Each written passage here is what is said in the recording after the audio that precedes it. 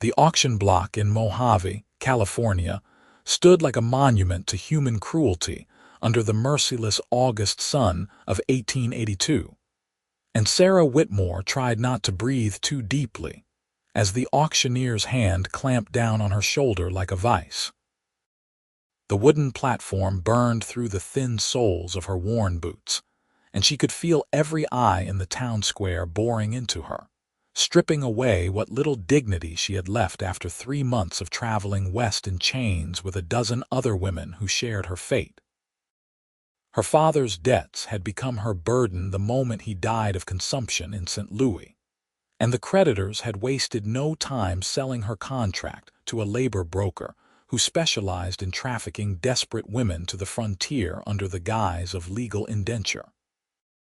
"Gentlemen, we have here a fine specimen," the auctioneer bellowed, his voice carrying across the dusty square where miners, ranchers, and drifters had gathered like vultures. "Young, healthy, literate. She can cook so and keep house. Starting bid is $200 for a 5-year contract." Sarah's hands trembled as she forced herself to stand straight. She would not cry. She would not give these men the satisfaction of seeing her break, even though her heart hammered so hard against her ribs she thought it might burst through her chest. The desert heat made her dizzy, and sweat trickled down her spine beneath the plain gray dress they had given her that morning. Around her, the town of Mojave sprawled in all directions, a collection of wooden buildings and canvas tents that had sprung up along the Southern Pacific Railroad line. Mountains rose in the distance, purple and imposing against the brilliant blue sky. 200, someone called from the back of the crowd. 250, another voice countered. Sarah's stomach lurched. This was really happening. In a few minutes, some stranger would own her labor, her time, her very existence for the next 5 years. The contract was legal, the marshal had assured her with cold indifference. She had signed it herself, though the alternative had been debtor's prison or worse. At least this way she would have food and shelter. At least this way she might survive. 300. A new voice rang out, clear and firm. Sarah's eyes found the speaker despite herself. He stood near the front of the crowd, tall and lean in dusty ranch clothes, with a black hat pulled low over his eyes. Something about the set of his shoulders suggested quiet strength rather than the predatory hunger she saw in most of the other faces. 350, someone else shouted eagerly. $500, the cowboy said, his voice cutting through the murmur of the crowd like a knife. Cash money, right now. A stunned silence fell over the square. $500 was more than twice what most of these men made in a year. The auctioneer's eyes went wide with greed and surprise. 500 going once, going twice, sold to the gentleman in the black hat. The world seemed to tilt beneath Sarah's feet. The auctioneer practically dragged her down from the platform, propelling her toward her new owner with unseemly haste, as if afraid the cowboy might change his mind. Sarah stumbled, catching herself just before she fell, and then she was standing in front of him, close enough to see the dust on his boots and the sun-weathered tan of his face beneath the brim of his hat. He was younger than she had expected, perhaps 26 or 27, with dark brown hair that curled slightly at his collar and eyes the color of storm clouds. There was something in his expression she could not quite read, something that made her breath catch in a way that had nothing to do with fear. "Papers," the auctioneer said, thrusting a folded document at the cowboy along with a receipt. "She is yours for 5 years, all legal and proper. No refunds or exchanges." The cowboy took the papers without looking at them, his eyes still fixed on Sarah's face. She lifted her chin, refusing to look away even though her cheeks burned with humiliation. If he expected her to cower, he would be disappointed. "Can you ride?" he asked, his voice low enough that only she could hear. The question caught her off guard. Yes, I learned as a girl. He nodded once, then turned and walked toward a hitching post where two horses waited, a rangy buckskin gelding and a smaller paint mare. Sarah followed because she had no choice, her legs shaking beneath her skirt. The crowd was already dispersing, losing interest now that the entertainment was over. She heard someone laugh behind her, crude and knowing, and shame flooded through her in a hot wave. The cowboy stopped beside the horses and pulled the folded papers from his pocket. Sarah watched, confused, as he unfolded the indenture contract and stared at it for a long moment. Then, to her absolute shock, he held it out to her. "Burn it," he said simply. Sarah stared at him. "What?" "The contract. Burn it." He gestured toward a nearby barrel where someone had started a small fire to dispose of trash. "Go on." "I do not understand." Her voice came out barely above a whisper. "You just paid $500. I know what I paid." His gray eyes met hers, direct and unflinching. "Nobody should be sold like cattle. Burn it, Miss Whitmore. You are free." For a moment Sarah could not move, could not breathe, could not process what he was saying. Free. The word seemed impossible, a cruel joke. But he was still holding out the paper, waiting patiently, and there was nothing mocking in his expression. Slowly, as if moving through water, she reached out and took the contract from his hand. The paper felt fragile between her fingers, this document that had bound her fate. She walked to the barrel on legs that no longer felt like her own. The flames danced and crackled, consuming someone's broken crate. Sarah held the contract over the fire, watching the edges begin to curl and brown in the heat. Then she let go. The paper caught immediately, flaring bright before crumbling into ash. Sarah watched it burn, and something inside her chest loosened, a knot she had been carrying for months finally beginning to unravel.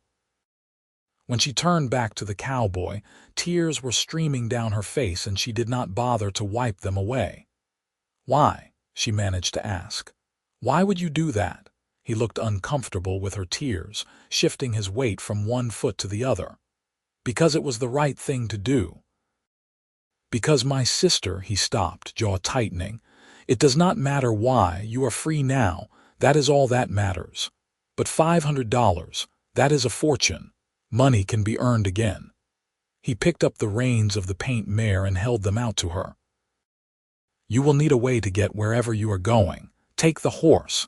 Her name is Daisy and she has a gentle temperament." Sarah shook her head, overwhelmed. "I cannot take your horse. You have already done too much. You have nowhere to go, do you?" His voice was gentle but perceptive. She wanted to lie, to claim she had family or friends waiting, but the words would not come. "No," she admitted finally. "I have no one. My father died and his creditors." Her voice broke. The cowboy was quiet for a moment, considering. When he spoke again, his words were careful, measured. "My ranch is about 10 miles north of here, up in the foothills.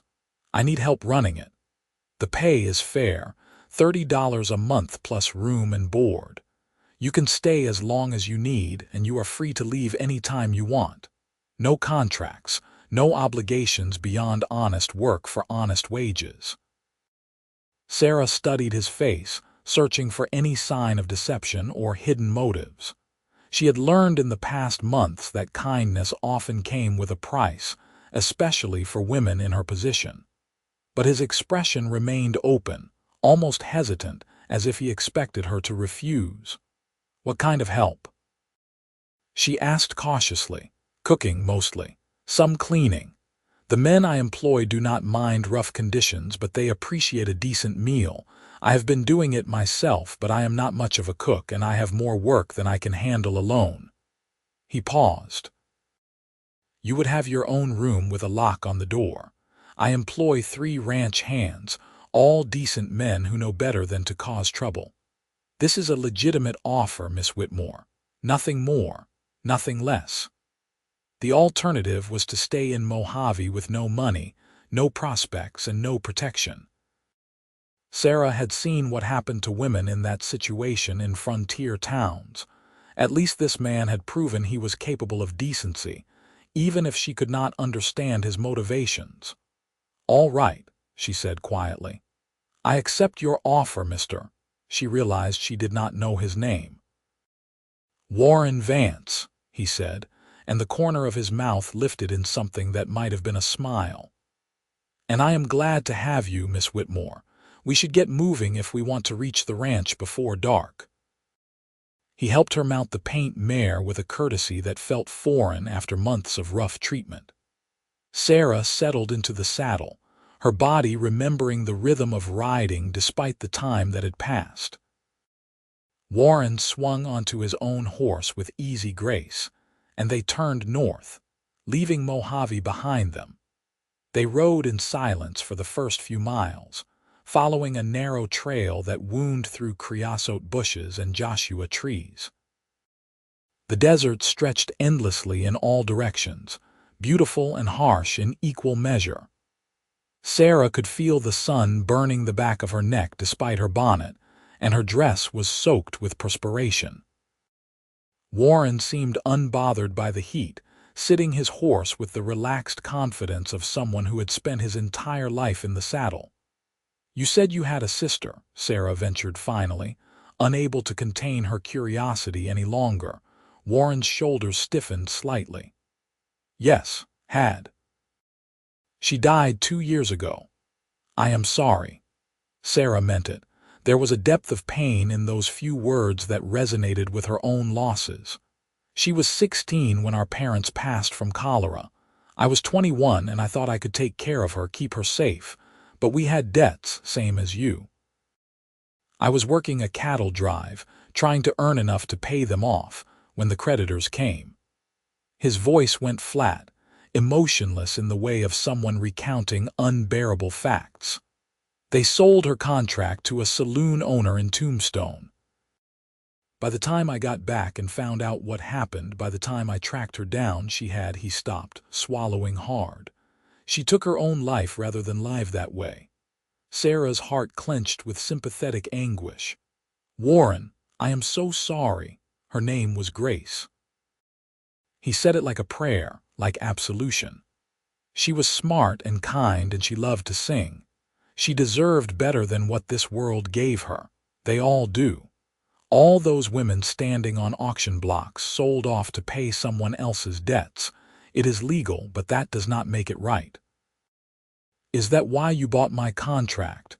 Because of Grace?" "Partly." He glanced at her, his gray eyes shadowed beneath his hat. "I have been watching those auctions for months, waiting. I finally saved enough to free one person.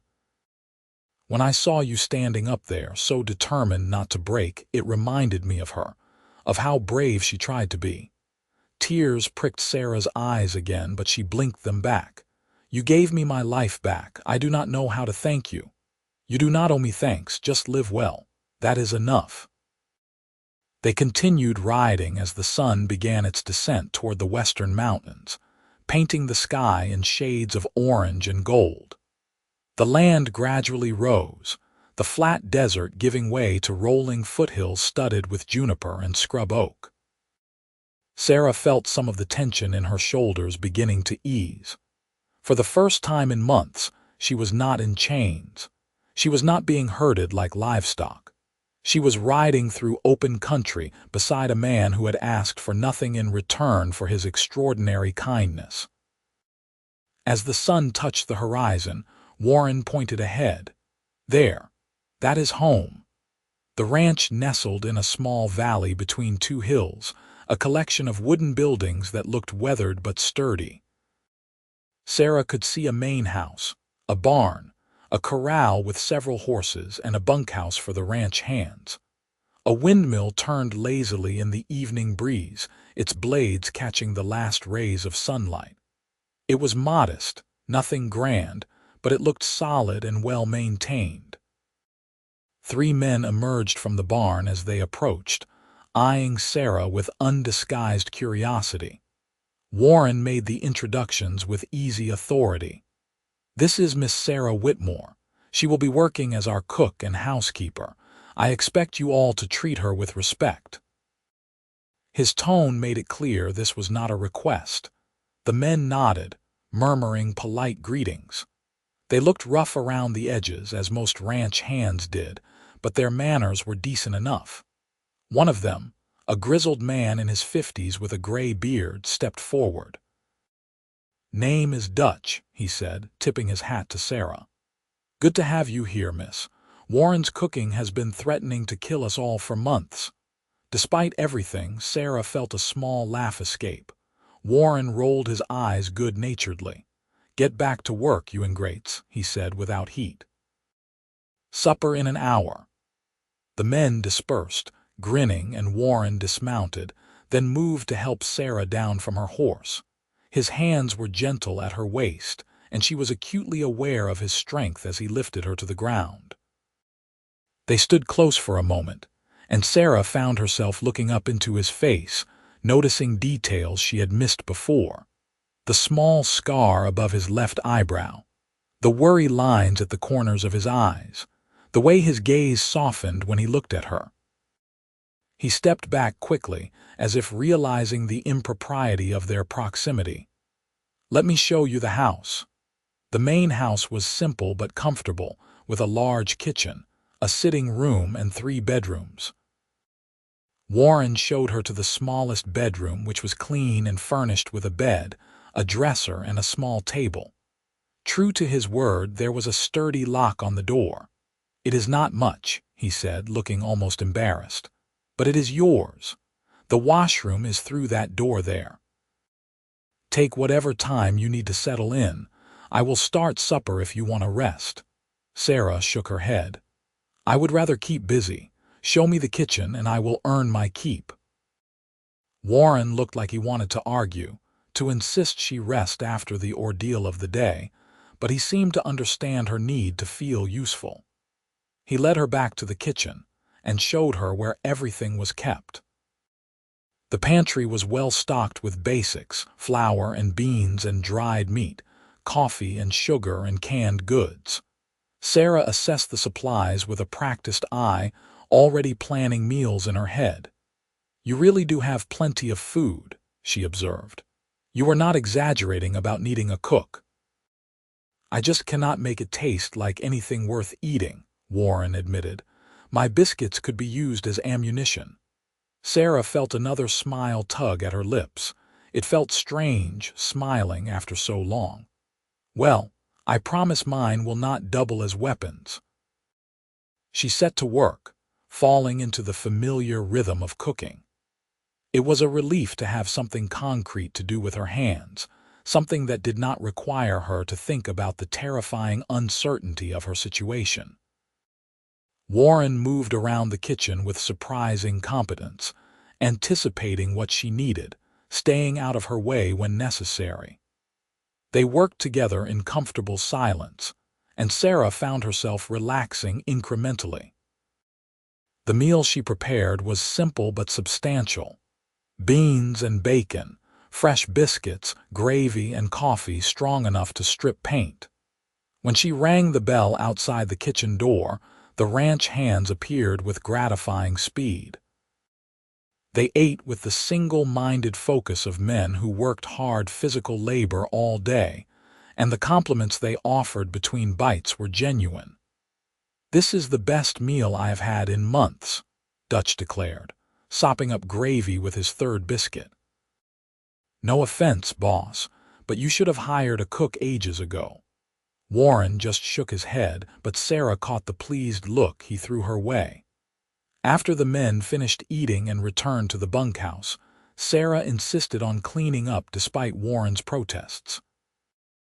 He finally compromised by helping her, and they washed and dried dishes side by side as darkness fell outside the windows.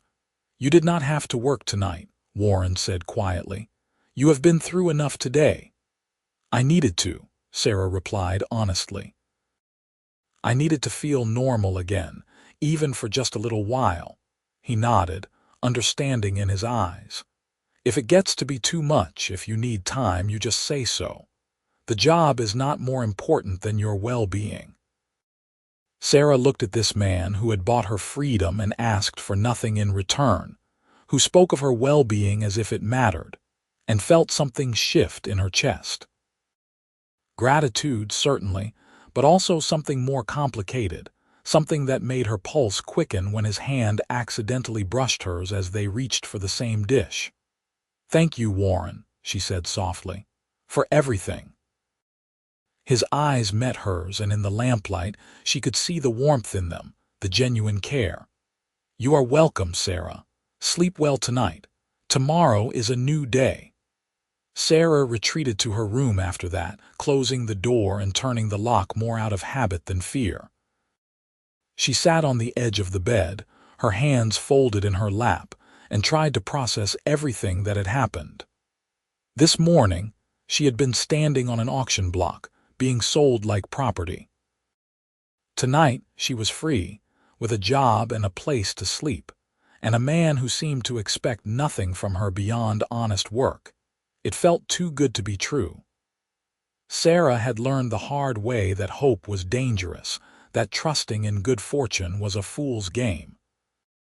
But as she lay down on the comfortable bed and pulled the clean blankets over her, she allowed herself the smallest measure of hope. Maybe, just maybe, her luck had finally turned. The weeks that followed fell into a steady routine.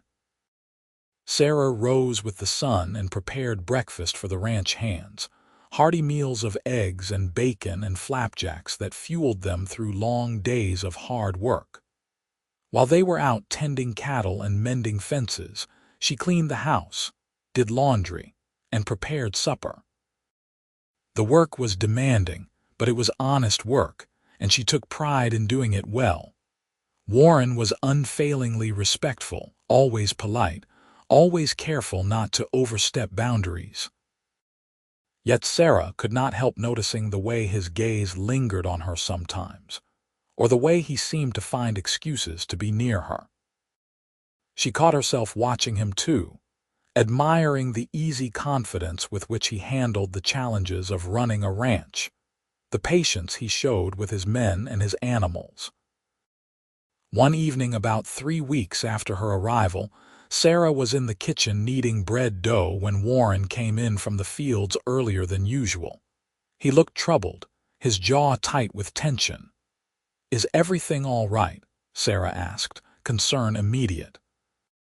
Warren removed his hat and ran a hand through his hair.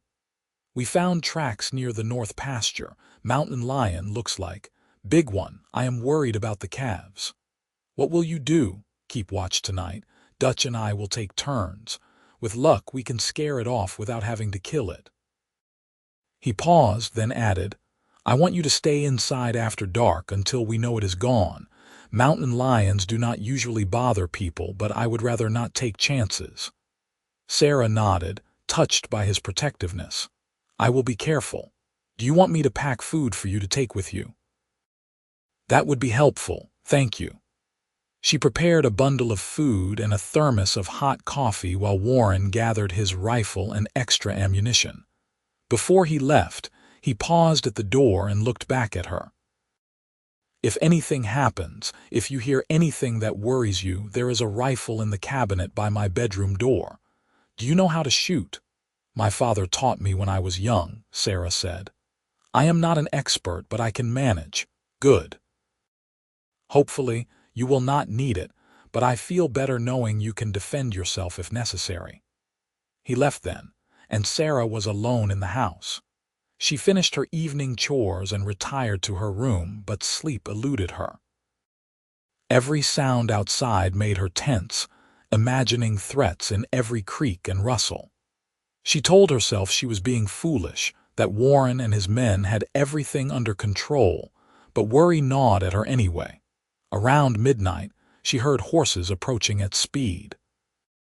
Sarah threw on her robe and hurried to the window, heart pounding. In the moonlight, she could see Warren riding hard toward the barn, and even from a distance, she could tell something was wrong. She grabbed a lamp and rushed outside. Warren was dismounting as she reached the barn, and she saw blood on his sleeve. "What happened?" Sarah demanded, fear sharp in her voice. Just a scratch, Warren said, but he was pale and moving stiffly. The cat came after one of the calves. I got between them and it swiped at me before Dutch scared it off. Let me see. Sarah set down the lamp and reached for his arm, but Warren pulled back. It is nothing, Sarah. Go back inside. Warren Vance, you are bleeding and you are hurt. Let me help you. She gentled her voice, making it less a command and more a plea. Please. He hesitated, then nodded reluctantly. Sarah led him into the house and made him sit at the kitchen table while she fetched water and clean cloths. When she carefully cut away his torn shirt sleeve, she found 3 deep scratches running from his shoulder to his elbow. They were still bleeding sluggishly. These need to be cleaned properly, Sarah said, trying to keep her voice steady despite the worry churning in her stomach. Mountain lion claws can carry infection. She worked carefully, cleaning the wounds with water she had boiled and then cooled, dabbing away blood and dirt. Warren sat very still, his jaw clenched against the pain. Sarah found herself acutely aware of his nearness, of the warmth of his skin under her fingers, of the way his muscles tensed when she touched a particularly tender spot. I am sorry if I am hurting you, she murmured. You are doing fine. His voice was strained but gentle. You have a good touch. Sarah felt heat rise in her cheeks. She focused on bandaging the wounds, wrapping clean cloth around his arm with careful precision. When she finished, she stepped back, and Warren looked up at her with an expression that made her breath catch. Thank you, he said softly. You did not have to do that. Of course I did. You were hurt. Sarah swallowed, suddenly shy. I was worried about you.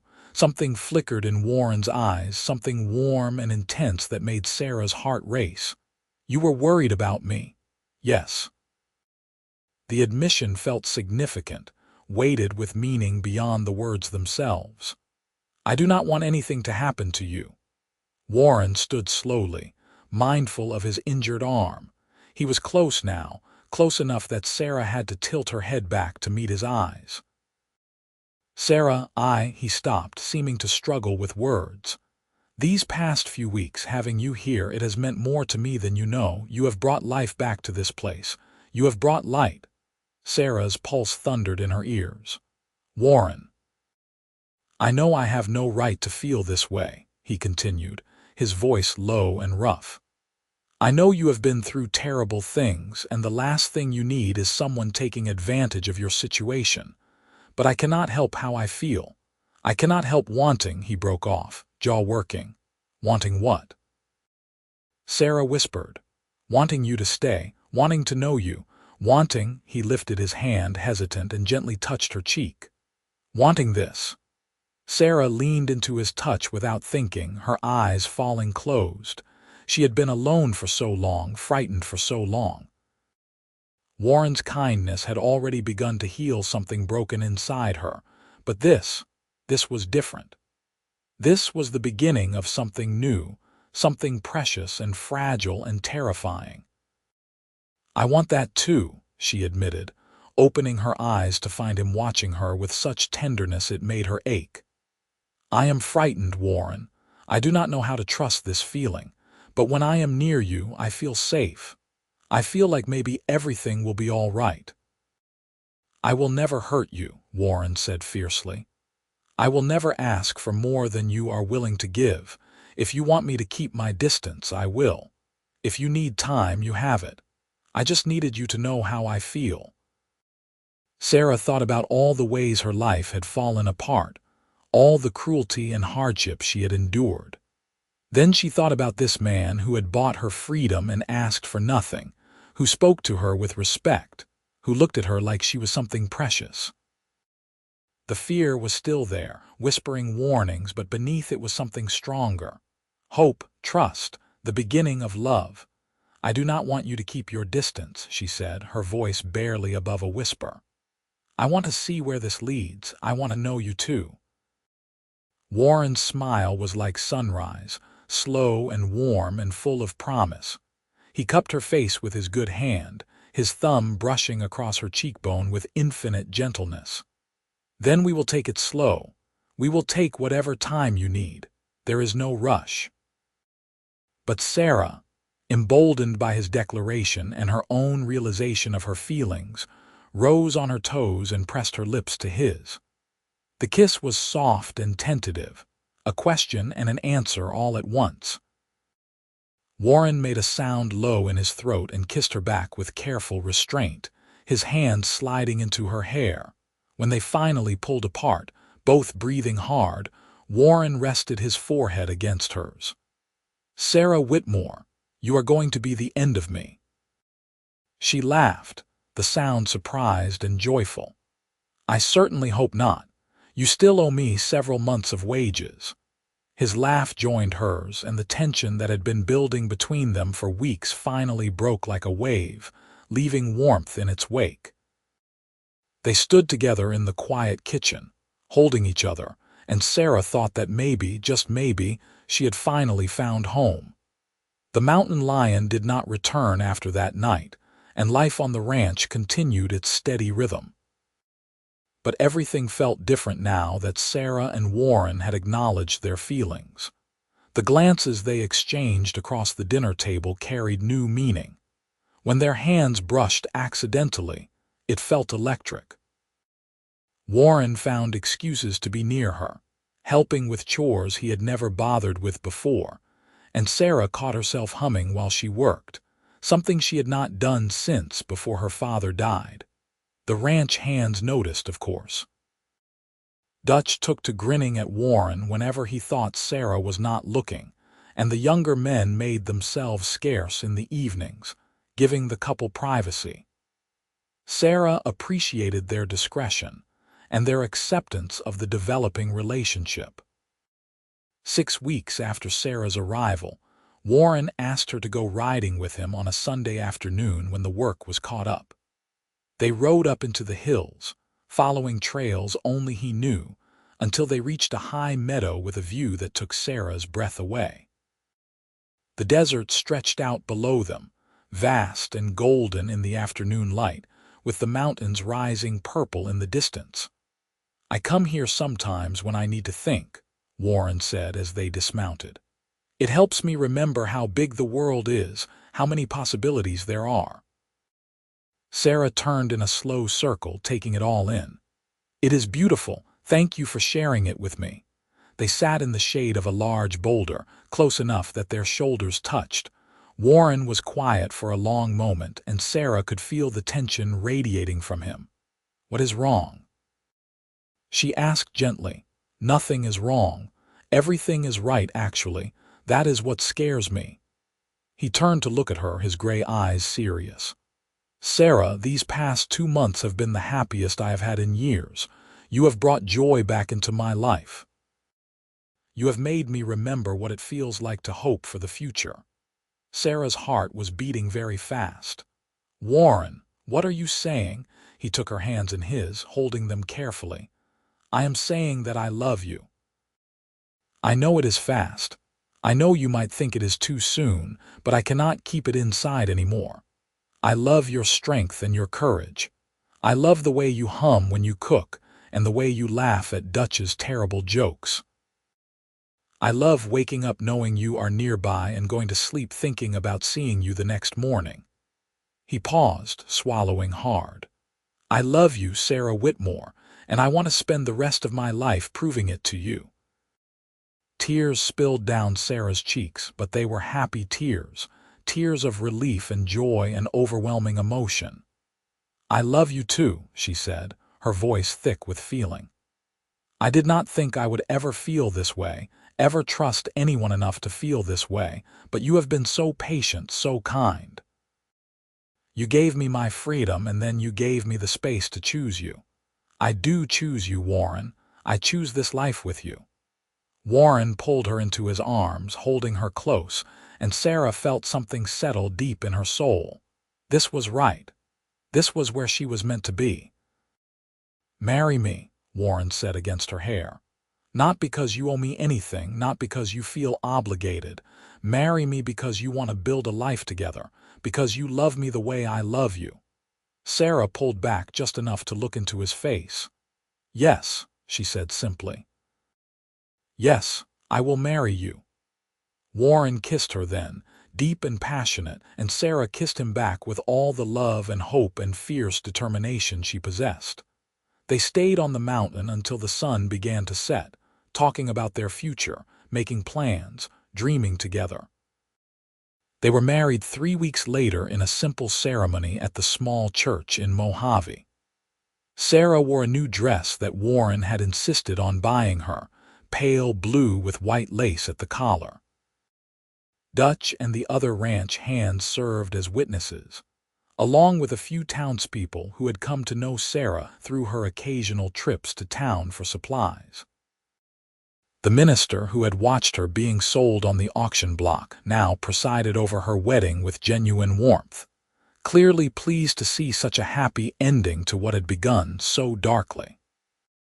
As Sarah spoke her vows, looking into Warren's eyes and seeing nothing but love and commitment, she thought about how much her life had changed in just a few months. She had gone from being sold like property to standing here as a free woman, choosing to bind her life to a man who had proven his worth in every way that mattered. Warren slipped a simple gold band onto her finger, and Sarah did the same for him. When the minister pronounced them husband and wife and Warren kissed her, the small gathering erupted in cheers. Sarah laughed against Warren's mouth, happiness bubbling up inside her like champagne. The celebration afterward was modest but joyful. Dutch had somehow procured a cake, which tasted slightly lopsided but was made with obvious care. The ranch hands played fiddle and harmonica, and Sarah danced with her new husband under the desert stars, feeling like the luckiest woman alive. When they finally returned to the ranch house, Warren carried her over the threshold, both of them laughing. He set her down gently in the sitting room, and suddenly the laughter faded, replaced by nervous anticipation. They had been careful to maintain propriety during their courtship, never progressing beyond kisses. Now they were married, and the night stretched before them full of promise and uncertainty. "Are you nervous?" Warren asked softly, tucking a strand of hair behind her ear. "A little," Sarah admitted, "but I trust you, I love you." "I love you too, so much." He kissed her forehead, her cheeks, her lips. "We will take this at whatever pace feels right to you. There is no rush. We have the rest of our lives." Sarah felt the last of her nervousness fade. This was Warren, her husband, the man who had freed her and loved her and chosen her. She took his hand and led him toward their bedroom, ready to begin this new chapter of their life together. The months that followed were filled with hard work and deep contentment. Sarah thrived in her role as Warren's wife and partner. She managed the household with efficient grace, but she also began to take on more responsibilities around the ranch. Warren taught her about cattle management and horse training, respecting her intelligence and willingness to learn. She had opinions about how things should be run, and he listened to them, often implementing her suggestions. The first winter was hard, with cold winds howling down from the mountains and snow falling in the higher elevations. But the ranch house was warm and well-stocked, and Sarah found she did not mind the shortened days when they meant more time with Warren. They spent long evenings by the fire, reading aloud to each other, playing cards, talking about everything and nothing. In the spring, Sarah discovered she was pregnant. The realization came one morning when she was overcome with nausea while preparing breakfast. Warren found her sitting on the back step, pale and shaking, and his face went white with worry. "What is wrong? Are you ill? Should I fetch the doctor?"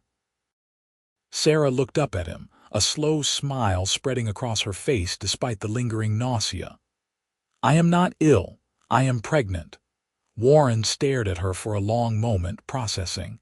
Then a grin broke across his face, brilliant and ecstatic. He whooped with joy and scooped her up, spinning her around before remembering himself and setting her down carefully. I am going to be a father. We are going to have a baby." "Yes," Sarah said, laughing at his exuberance. "In about 7 months, I think." Warren cupped her face in his hands and kissed her tenderly. "You have made me the happiest man alive. Again. You keep doing that." The pregnancy progressed smoothly despite Sarah's morning sickness. Warren became almost comically protective, trying to prevent her from doing any work that he deemed too strenuous. Sarah tolerated his hovering with amused patience, though she put her foot down when he tried to ban her from the kitchen entirely. "I am pregnant, not made of glass," she reminded him gently. "I need to keep busy. I just want you to be safe, both of you." He placed his hand over her growing belly, his expression tender. "We are safe," Sarah assured him. "You have made sure of that." In November of 1883, Sarah went into labor on a cold, clear night. Warren rode into Mojave at breakneck speed to fetch the doctor, a journey that normally took an hour but which he made in 40 minutes. The doctor, a competent woman named Dr. Martha Fielding, who had settled in Mojave the year before, arrived to find Sarah managing her contractions with impressive composure. The labor lasted through the night and into the early morning. Warren stayed by Sarah's side the entire time, holding her hand, wiping her forehead, whispering encouragement. When their son finally entered the world with a lusty cry, Warren had tears streaming down his face. "He is perfect," he breathed, watching as Dr. Fielding cleaned and wrapped the baby before placing him in Sarah's arms. "You are perfect. God, Sarah, I love you so much." Sarah looked down at the tiny face of her son, at his shock of dark hair and his slate-gray eyes that were already so like his father's, and felt love unlike anything she had ever known crash over her like a wave. "Hello, little one," she whispered. "Welcome to the world." They named him Samuel Thomas Vance, after both their fathers. Samuel was a healthy, hungry baby who kept them awake most nights for the first few months, but brought more joy into their lives than Sarah had thought possible. Warren was a devoted father, taking to the role with the same quiet competence he brought to everything else. He changed diapers without complaint, walked the floor with Samuel when he fussed, sang lullabies in his off-key baritone. Watching Warren with their son, Sarah often found herself overcome with emotion. She thought about where she had been 2 years ago, standing on an auction block with no hope and no future. She thought about the man who had bought her freedom and asked for nothing in return. And she thought about how much her life had changed, how much love she had found in the most unlikely place. One evening when Samuel was about 6 months old, Sarah stood in the kitchen preparing supper while Warren sat at the table with their son on his lap, making silly faces that sent Samuel into peals of delighted laughter. Sarah turned to watch them, and Warren looked up, catching her eye. The love in his expression was so clear, so pure that it took her breath away. "What are you thinking?" he asked. "I am thinking about how lucky I am," Sarah said honestly. "How lucky we both are." Warren stood, settling Samuel on his hip, and crossed to her. He kissed her softly. "I am the lucky one. You saved me just as much as I saved you, you know. After Grace died, I was lost, angry. I did not know how to move forward, but you gave me hope again. You gave me a reason to believe in good things." Sarah touched his face, her heart full. "We saved each other then." "Yes," Warren agreed. "We did." The years continued to pass with surprising swiftness. The ranch prospered under their joint management. Sarah proved to have a head for business, managing the accounts and negotiating prices with buyers that made Warren shake his head in admiration. They bought more land, expanded the herd, built a larger barn. When Samuel was 3, Sarah gave birth to twin daughters, Grace and Caroline.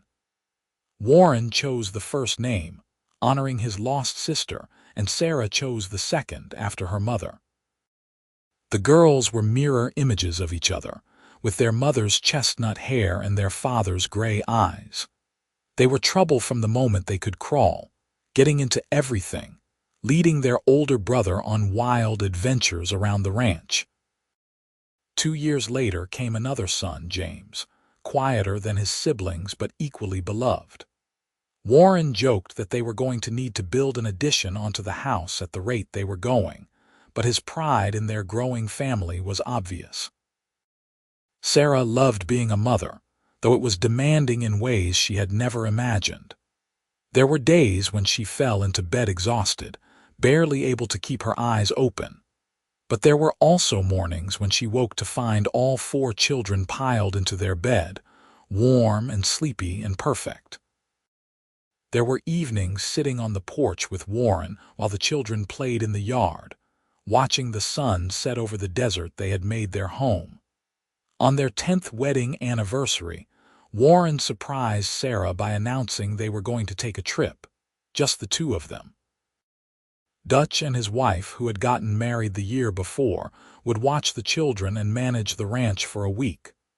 "Where are we going?" Sarah asked, intrigued. "San Francisco," Warren said.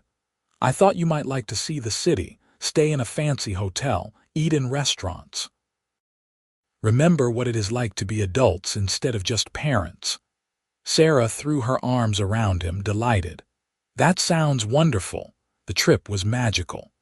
They rode the cable cars and walked along the waterfront. They ate at restaurants with white tablecloths and multiple courses. They went to the theater and stayed out late, hand in hand like young lovers. In their hotel room overlooking the bay, Warren made love to his wife with the unhurried passion of someone who had all the time in the world, and Sarah remembered why she had fallen in love with him in the first place. On their last evening, they walked along the beach at sunset. Sarah leaned against Warren's shoulder, watching the waves crash against the shore. "Thank you for this," she said quietly, "for giving me a life I never dreamed I could have." Warren kissed the top of her head. "You gave me that life, Sarah. You and our children. You are my world." "Even when the girls put frogs in your boots," he laughed. "Even then. Especially then." They stood together as the sun sank below the horizon, painting the sky in shades of crimson and gold. Sarah thought about the girl she had been, frightened and alone on an auction block. She thought about the man who had freed her, who had loved her, who had built a life with her. And she thought about how sometimes the worst moments could lead to the best ones, how darkness could give way to light. "I love you, Warren Vance," she said, turning in his arms to look up at him. "I love you, Sarah Vance," he replied, his voice thick with emotion. Today, tomorrow, and every day after that, they returned to the ranch renewed and ready to jump back into the beautiful chaos of family life. Samuel, now 13, had the gangly look of approaching manhood and was already proving himself capable with the cattle. The twins, at 10, were still wild and mischievous, but also showing signs of the strong women they would become. James, at 8, had discovered a love of reading and could often be found with his nose in a book. The years continued their steady march. Sarah watched her children grow with a mixture of pride and bittersweet nostalgia. Samuel fell in love with the daughter of a neighboring rancher and married her when he was 22, bringing Sarah's first grandchild into the world a year later. The twins both proved to be excellent horsewomen, and Grace eventually opened a horse training business that became renowned throughout the territory. Caroline married a doctor and moved to Los Angeles, giving Sarah and Warren reason to make occasional trips to the growing city. James surprised everyone by deciding to become a teacher. He moved to Sacramento to attend normal school and eventually returned to Mojave to teach at the small schoolhouse, instilling his love of learning in a new generation of children. Through it all, Sarah and Warren remained the center of their family, the foundation upon which everything else was built. They had their disagreements, as all couples do, but they had learned long ago how to talk through problems, how to compromise, how to choose love even when it was difficult. On a warm spring evening in 1907, Sarah sat on the porch of the ranch house, watching the sunset paint the desert in shades of amber and rose. Warren settled into the chair beside her with a contented sigh, reaching over to take her hand. They were in their 60s now, their faces lined with age and sun, their hair streaked with silver. But Warren's eyes still softened when he looked at his wife, and Sarah's heart still skipped a beat when he smiled. "Happy?" Warren asked, as he had asked countless times over their 25 years of marriage. Sarah looked out at the land they had built together, at the house filled with memories of children and laughter and love. She thought about the long, winding road that had brought her here, from an auction block to this porch, from despair to joy. "Happy," she confirmed, squeezing his hand. "So very happy." Warren raised her hand to his lips and kissed her knuckles gently. "Good. That is all I ever wanted. To make you happy." "You did more than that," Sarah said, turning to look at him fully. "You gave me a life. You gave me freedom. You gave me love. You gave me everything." "We gave each other everything," Warren corrected gently. "This life we built it together." Sarah leaned over and kissed him, soft and sweet, a kiss that held 25 years of partnership and passion and unwavering devotion. When they pulled apart, Warren rested his forehead against hers, and they sat like that as the sun sank below the horizon and stars began to appear in the darkening sky.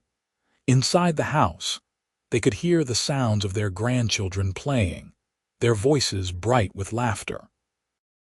Samuel had brought his family for Sunday supper, and the house was full of life and noise and joy. Soon, Sarah would need to go inside and help finish preparing the meal. But for now, she sat with her husband in the peaceful evening, grateful beyond measure for every moment, every choice, every blessing that had brought them to this place. The desert wind whispered through the juniper trees, carrying with it the scent of sage and possibility. Somewhere in the distance, a coyote called to the rising moon, and on the porch of the ranch house, two people who had found each other in the most unlikely circumstances sat hand in hand, their love as enduring as the mountains, as constant as the turning stars. This was home. This was family. This was the life Sarah Whitmore Vance had never dared to dream of on that terrible day in the town square. And it was more beautiful, more precious, than anything she could have imagined. Warren had given her the freedom to choose her own path, and she had chosen him, chosen this, chosen love. And that choice had made all the difference.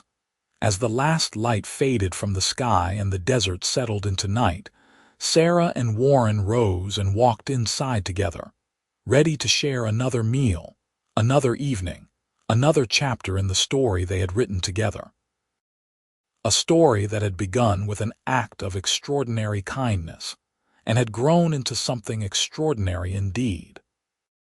A love that would endure for all their days, passed down through their children and their children's children, a legacy of hope and courage, and the transformative power of choosing to see the humanity in others. It was not the ending Sarah had expected when she stood on that auction block 25 years ago. It was so much better.